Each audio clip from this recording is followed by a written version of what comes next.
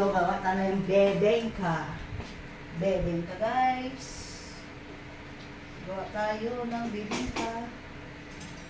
Ayan, mayroon akong rice na pinaalsa, guys, yan. Ano to siya? Black rice. Tapos, nilagyan ko lang siya ng sugar, milk, and gata. Yan, ilagay natin to sa molding.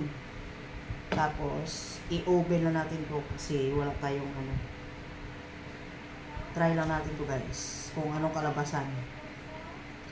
Yan. Ang ginawa ko pala nito, mga 1 kilong rice. Black rice ang ginamit ko, guys.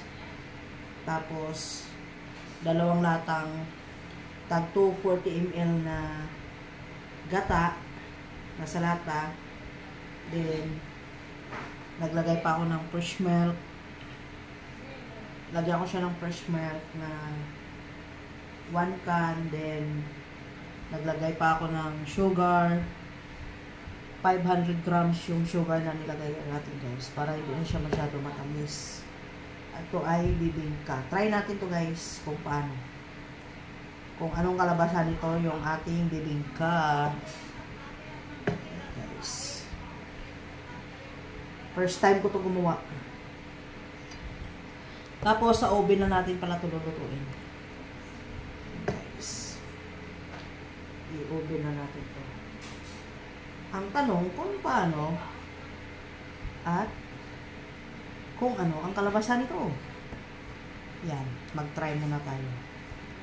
Ito ay 12.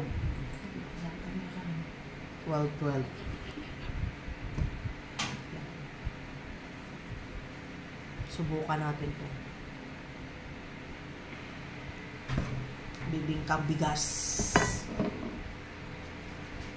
Bali ang bigas, guys, inano ko na siya, binabad ko siya ng 24 hours para malambot. Tapos, ang ginawa ko, i-blender ko lang pala siya. Yan. Tapos, nagpainit na ako ng oven. Isa lang natin to sa oven. Yan. Try natin, bibingkang bigas. Yan, guys. Purong gata pa lang nilagay ko nito. Yan ang ating paggawa ng ating bibingka. Yan, guys. Isa lang natin to sa oven. Yan ang ating bibingka. Isa lang na natin sa ating oven. Guys, sana natin siya ng mga 45 minutes.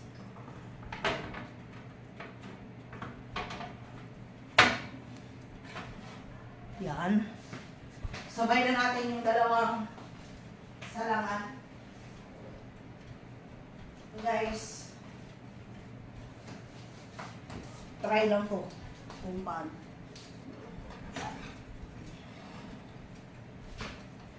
Set lang natin to ng 200.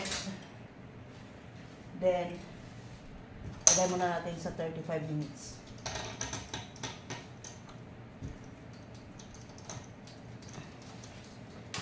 Let's go! I-taste muna natin to kung luto na siya, guys. Yan ang ating bibingka. Ayan, guys, 45 minutes.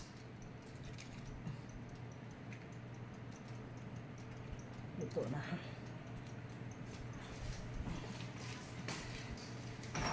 Yan ang ating bibingka, guys. Yan, oh. Purple. Yan. 2 salang tayo sa baba. Yan. Ayan, oh.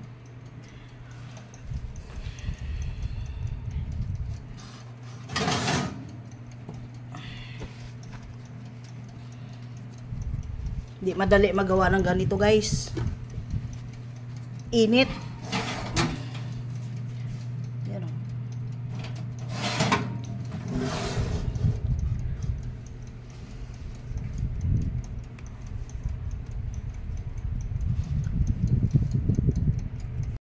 Thank you for watching. Dabs Cooking. Sarap!